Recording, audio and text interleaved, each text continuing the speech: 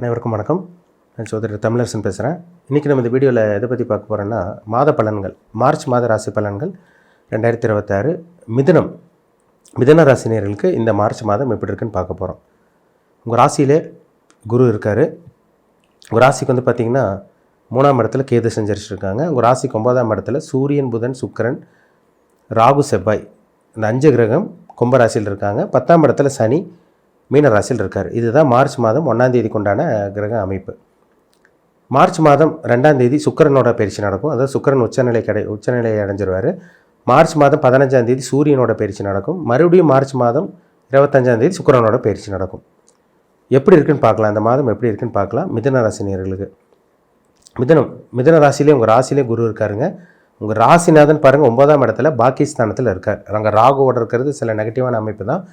இருந்தாலும் வந்து பார்த்திங்கன்னா குரு பார்வை வந்து பார்த்திங்கன்னா ஈடுகட்டுரும், சரி செஞ்சிடும். உங்களுக்கு குருவோட பார்வை இந்த ஒளி அந்த புதன் மேலே படுறதுனால ராசிநாதன் ஓரளவுக்கு நல்லா தான் இருக்குதுன்னு அர்த்தம். சரிங்களா? அதனால் கவலைப்படாதீங்க. இந்த மாதம் மிதுன ராசிக்காரங்களுக்கு தேவையில்லாத பிரச்சனைகள் உங்களுக்கு வராது. சின்ன சின்ன பிரச்சனைகள் ஒரு பக்கம் இருந்தால் கூட அது உங்களால் ஈஸியாக பிரச்சனையிலேருந்து வெளியே வர முடியும் உங்களால். சரிங்களா? எப்படிப்பட்ட பிரச்சனையாக இருந்தாலும், என்ன தான் பிரச்சனை வந்தாலும், யார் தான் உங்களுக்கு பிரச்சனை கொடுத்தாலும் அதை ஈஸியாக சமாளித்து வெளியே வந்துடுவீங்க, சமாளிச்சிருவீங்க. அதனால் இந்த மாதம் கவலைப்பட வேண்டாம். ராசிநாதன் நல்லா இருக்காருங்க. பாகிஸ்தானத்தில் போய் உட்காந்துருக்காரு. லாங் ட்ராவல் போகிறது, ஒரு டூர் போகிறது, வெளியூர் போகிறது, வெளிநாடு போகிறது, அதேமாதிரி படிக்கிறதுக்காக வெளியூர் போகிறது, வேலை விஷயமா, தொழில் விஷயமா, இல்லை உங்கள் ஃப்ரெண்டை பார்க்குறக்காக, இல்லை பர்சனல் விஷயமா வெளிநாடு போகிறது, அத்தனை அமைப்பும் உங்களுக்கு சாதகமாக அமைச்சு தரும். சரிங்களா? ட்ராவலிங் சில பேருக்கெல்லாம் ட்ராவலிங் அமைச்சு கொடுக்கும். சரிங்களா? பிரயாணத்தில் எந்த ஒரு தடங்களும் உங்களுக்கு வராது. இதெல்லாம் உங்களுக்கு சாதகமாக இருக்குங்க. ராசியில் ஒரு ஒளி கிரகம் இருக்கிறது, ராசிநாதனையும் குரு பார்க்குறது ஒரு சிறப்பான ஒரு அமைப்பு தான். சரிங்களா? சமாளிச்சிருவீங்க. எப்பேற்பட்ட பிரச்சனை இருந்தாலும் ஈஸியாக சமாளிச்சிருவீங்க. இந்த மாதம் பாருங்கள் 3ஆம் இடத்துல கேது இருக்கார். 3ஆம் இடத்துல கேது இருக்கிறதும் முயற்சி ஸ்தானத்தில் கேது இருக்கிறதும் நல்ல ஒரு அமைப்பு தான். இந்த மாதம் புதனுக்கு பயிற்சி கிடையாது, சுக்கிரனும் சூரியன் மட்டும் மாறுறாங்க. சரிங்களா? அப்போ புதன் வந்து பார்த்திங்கன்னா 9ஆம் இடத்துல இருக்கிறதும், கேது 3ஆம் இடத்துல இருக்கிறதும், சுக்கிரன் 10ஆம் இடத்துக்கு போகிறதெல்லாம் பார்த்திங்கன்னா உங்கள் முயற்சி வந்து சக்ஸஸ் ஆகுதுன்னு காமிக்குது. சொந்த தொழில் பண்ணிகிட்டு இருக்கவங்களுக்கு இந்த மாதம் ஒரு அற்புதமான ஒரு வளர்ச்சி கண்டிப்பாக கொடுத்துரும். 3ஆம் இடத்துல இருக்க கேது வந்து பார்த்திங்கன்னா ஒரு தைரியத்தை கொடுப்பாரு, ஒரு தன்னம்பிக்கை கொடுத்துருவார், ஒரு விடாமுயற்சி கொடுப்பாரு. என்ன தான் பிரச்சனை வந்தாலும் சமாளிக்கலாங்கிற ஒரு மனசில் ஒரு தைரியம், ஒரு தெம்பும் கண்டிப்பாக 3ஆம் இடத்துல இருக்க கேதும் கண்டிப்பாக கொடுப்பார். உங்கள் ராசிக்கு வந்து பாருங்கள் 10ஆம் இடத்துல சனி இருக்காருங்க. 10ஆம் இடத்துல இருக்க சனி என்ன பண்ணுவார்னா, தொழில் அப்படியே கொஞ்சம் மந்தமாக போயிட்டுருக்குன்னு நினைப்பீங்க. ஆனால் இப்போ உச்ச சுக்கிரன் வந்து கூட அவங்க வந்துடும். சரிங்களா? மார்ச் மாதம் 2ஆம் தேதி உங்கள் ராசிக்கு அவர் ராஜயோக அதிபதி, 5ஆம் அதிபதி.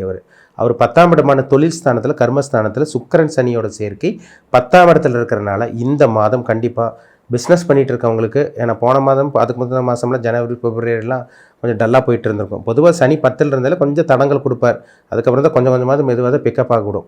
ஆனால் இப்போ சுக்கிரன் கூட வரனால இந்த மாதம் நிச்சயமாக உங்களுக்கு ஒரு அடுத்த கட்டத்துக்கு போகிறது, அப்கிரேட் ஆகுறது, இதெல்லாம் உங்களுக்கு நல்லாயிருக்கும். உங்களுக்கு சொந்த தொழில் வியாபாரம் பண்ணிகிட்டு இருக்கவங்களுக்குலாம் பார்த்திங்கன்னா நல்ல ஒரு முன்னேற்றம் இருக்கவங்களுக்கு பணம் வர்றதை பார்க்க முடியும். நல்ல வளர்ச்சி அடைகிறவங்களால பார்க்க முடியும்.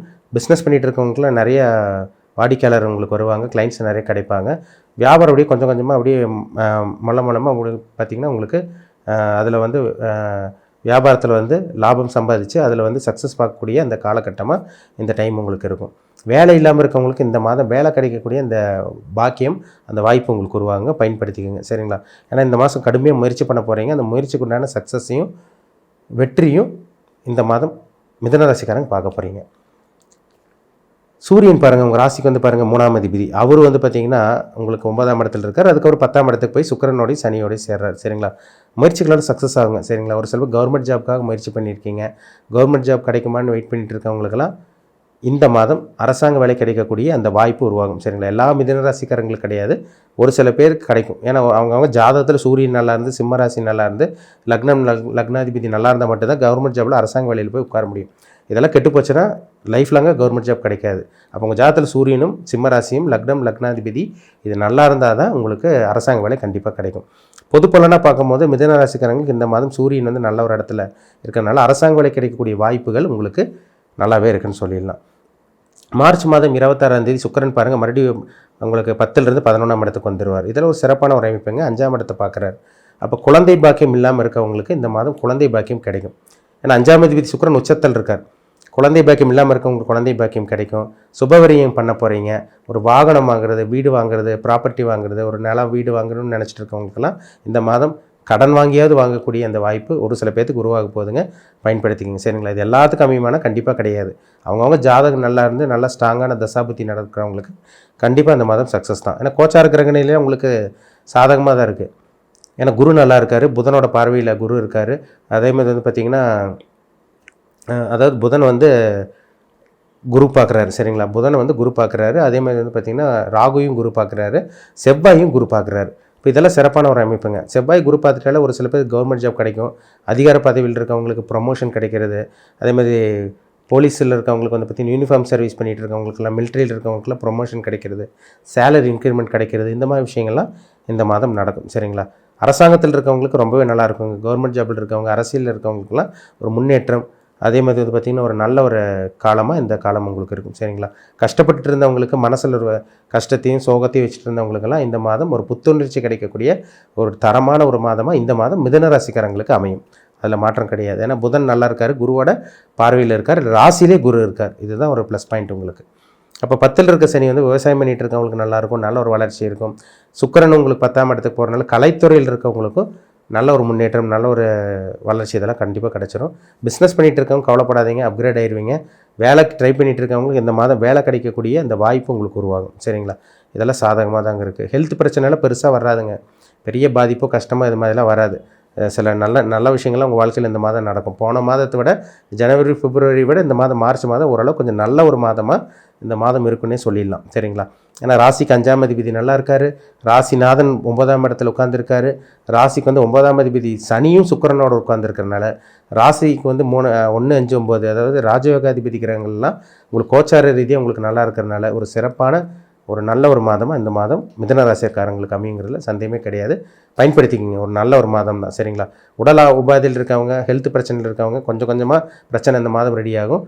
பெரிய பிரச்சனையெல்லாம் வரக்கு வாய்ப்பு இல்லைங்க. சரிங்களா? ஏன்னா ஒளி கிரகம் சம்மந்தப்படுது ராசியில். குருவை வந்து புதனை பார்க்குறாரு. அப்போ வந்து பார்த்திங்கன்னா அதுவும் புதன் வந்து குருவோட பார்வை புதன் மேலே குருவோட பார்வை வந்து 9ஆம் பார்வையை விழுகிறதுனால கண்டிப்பாக அந்த ஹெல்த் பிரச்சனையிலேருந்துலாம் ஈஸியாக நீங்கள் வெளியே வருவீங்க, பயப்பட வேண்டாம். சரிங்களா? ஒரு சிறப்பான ஒரு மாதம் தான் இந்த மார்ச் மாதம். நிறைய பிரச்சனை இருக்கவங்க, சந்திச்சுட்டு இருக்கவங்க, கஷ்டத்தில் இருக்கவங்க, மிதுன ராசிக்காரங்க ரொம்ப கஷ்டங்க சார் பிரச்சனை அப்படி இப்படின்னு சொல்லிட்டு இருக்கவங்களுக்குலாம் ஒரு நல்ல ஒரு காலமாக இருக்கும். ஒரு சில பேர் நல்ல நண்பர்களோட அறிமுகம், புதிய நட்பு கிடைக்கிறது, நல்ல அறிமுகங்கள் கிடைக்கிறது, இந்த மாதிரி விஷயங்கள்லாம் மிதுன ராசிக்காரங்களுக்கு ஒரு சில பேர்த்துக்கு இந்த மாதம் அமையும். பயன்படுத்திக்கிங்க. நல்ல ஒரு சிறப்பான ஒரு மாதம் தான். உங்கள் தனிப்பட்ட ஜாதகத்தில் என்ன தசாபுத்தி போகுதுன்னு பாருங்கள். ஏன்னா ராசிநாதன் வந்து புதன் கெடக்கூடாது. ஏன்னா அறிவுக்குண்டான கிரகம், புத்திக்குண்டான கிரகமே புதன் தான். புதன் வந்து கெடவே கூடாது. லக்னம் லக்னாதிபதி, லக்னம் நல்லா இருந்தால் தாங்க ஒரு மனுஷன் நல்லா வாழ முடியும். லக்னாதிபதி கெட்டு போனால் என்ன தான் இது பண்ணாலும், அவங்க எவ்வளோ முயற்சி பண்ணாலும் அடுத்தவங்க தான் முன்னேறுவாங்க தவிர இவங்களால டெவலப் ஆகவே முடியாது. அதுதான் உண்மை. நடக்கக்கூடிய தசாபுத்தி ரொம்ப முக்கியம். நடக்கக்கூடிய தசாநாதன் புத்திநாதன் நல்லா இருந்தால் மட்டும்தான் ஒரு மனுஷன் ஜெயிக்க முடியும், லைஃப்பில் சக்ஸஸ் பார்க்க முடியும். அதில் மாற்றமே கிடையாது. அதனால் உங்கள் தனிப்பட்ட ஜாதகம் பார்த்துக்கோங்க, ரொம்ப நல்லது. சரிங்களா? மீண்டும் அடுத்த பதிவில் சந்திக்கும் வரை உங்களிடமிருந்து விடைபெறுவது உங்கள் சோதரி தமிழரசன். நன்றி, வணக்கம்.